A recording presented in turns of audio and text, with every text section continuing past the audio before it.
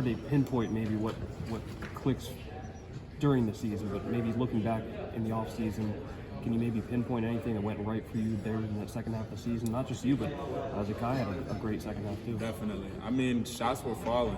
We trusted our work, and thankfully we were able to hit shots in big games and big moments and win a lot of games. And winning's the most important thing. I could score 0 points, have nothing on the stat sheet, and as long as we win, I'll be happy. But yeah, I'll definitely say that shots were falling. I give a lot of credit to our defense. If we didn't have that game where Kentucky scored 107 points, I think we would have gone to the number one defensive team in the country. So just defense leading to offense helped us out a lot, getting easy baskets on the break. I can only say that we trusted our work and that shots were falling at that time.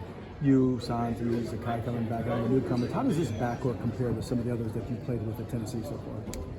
It's right up there with the best of them. I definitely go out on a limb and say it's the best that I've been a part of. This team is the most talented team I've been a part of since my time at the university, and so it's really exciting times. We push each other day in and day out in practice. It's really fun to watch and really fun to be a part of, and so we're just going to try to carry that over into the season when we start playing against other people. Coach wants to go faster. You like that prospect? Love that, and sometimes we'll do drills in practice where you got to get the ball down and get a shot up in 3 seconds. Things that sometimes you think about it aren't really realistic, but the way that he wants to play is the way that we all want to play. We've got to be in great shape for that. Being able to guard people, play fast is really tough, but I know that our conditioning level is definitely up now, so hopefully we'll be able to carry that into the season. You mentioned it being exciting times. What excites you the most about this team? Just everybody hates to lose. Everybody's will to win. It doesn't matter if it's a 4-on-4 drill, a 3-on-3 drill, 1-on-1, or just live scrimmages. Everybody hates to lose. Everybody's upset, and that's always great to see out of a team. Is that a big change from the last few years? I wouldn't say it's a big change, but we've just upped the ante. And we've got competitors who, Olivier, Zakai, you'll see the frustration on them when they lose a game or a scrimmage or a one-on-one matchup. Guys really just want to win. When you have guys like that, they'll do anything that it takes to win. So that's really exciting for us. You're a veteran guy. I got to ask, coming back, where are you really looking forward to playing on the road? On the road, definitely Arizona. I've only heard great things about their arena and their facilities, and I heard that they went undefeated last year at home, so that'll be exciting. Hopefully we can end that little streak they have going. None of the conference teams jump out? I've played at all of them. They're all great. SEC fans are second to none, but definitely the Arizona. It's a place I haven't been before. Thank you. Would you like to see more of those home and home, out of conference, early in the season matchups? Definitely. Playing against new talent, new people, and people in other conferences kind of have different ways to play, and so it's always good to get those games in for later in the season when you're playing against teams you're not really used to or have a different play style. I love the idea of those non-conference home and home games. I think you guys will know a lot more about yourselves after Sunday. Definitely. We got Michigan State coming in. They're going to be tough. They're going to be physical, play fast, and it's really going to be a great game. We'll learn a lot about ourselves because they have a veteran team. They've got a really good team. They'll be a top 25 team when it's all said and done for sure. And they got a Hall of Fame head coach, and so it's exciting for us, and we'll know a lot about our team and what we need to improve on. How unique is it to get not only Michigan State but Gonzaga before y'all are actually play a real game? It's a lot of fun. I credit Coach. I think Coach GP set those two up, so give a lot of credit to him for setting up two powerhouse matchups for us. I know we all are excited. We're excited that the Gonzaga game will be able to be watched. We'll be able to suit up before the official game starts.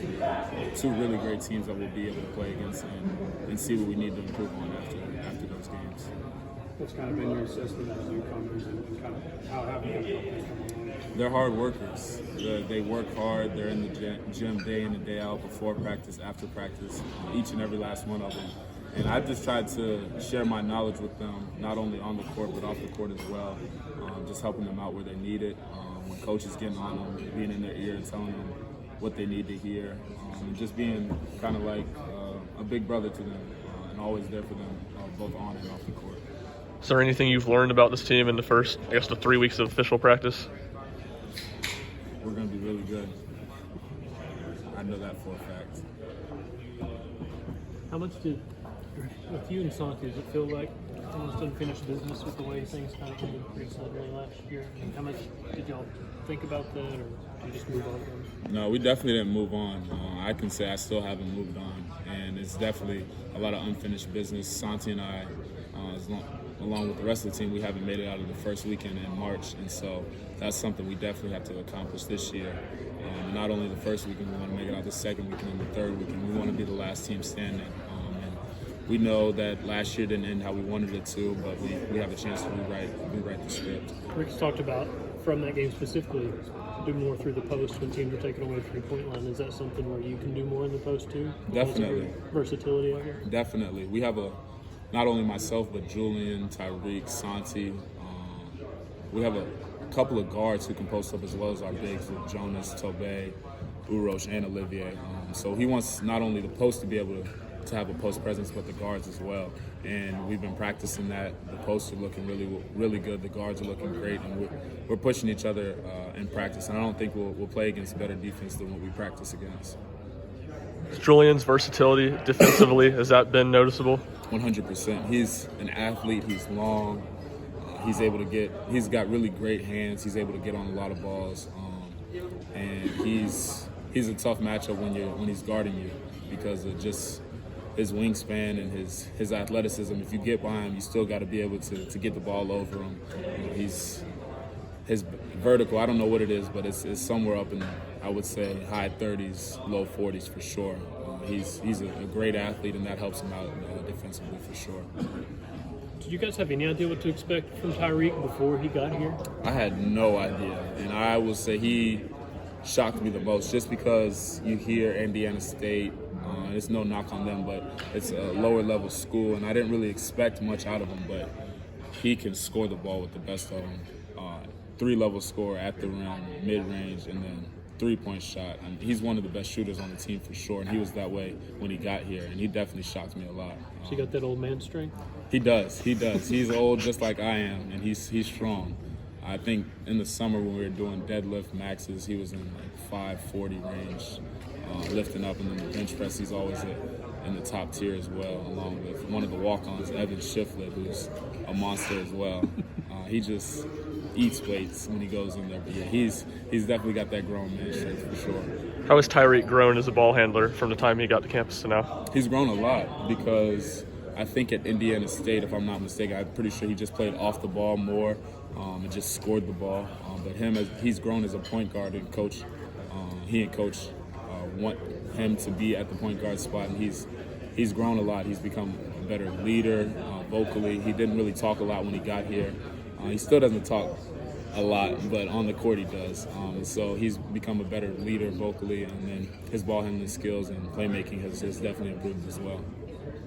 Did you do anything fun on Saturday? After the game, what did I do? We went to Sunspot for a minute, but that was it. I mean, that game that was the first football game I've actually stayed for the entire game. I hate to say that, but they're just so long. But yeah, that was an amazing experience. I got to see most of the football players after the game at Sunspot, but yeah, it was a lot of fun.